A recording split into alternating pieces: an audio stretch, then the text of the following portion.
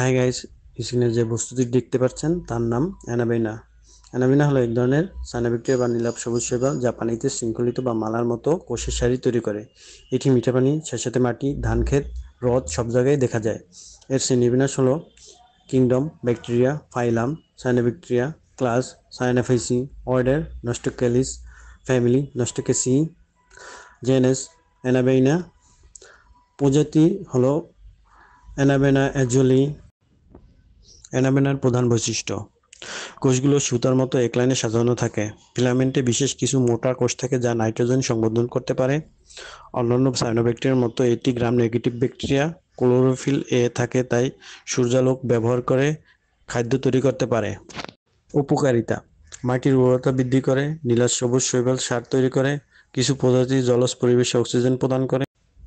ক্ষতিকর দিক: কিছু অ্যানাবেনা প্রজাতি বিষাক্ত টক্সিন উৎপন্ন করতে পারে যা মাছ বা পশুর জন্য ক্ষতিকর হতে পারে। সম্পূর্ণ ভিডিওটি দেখার জন্য ধন্যবাদ।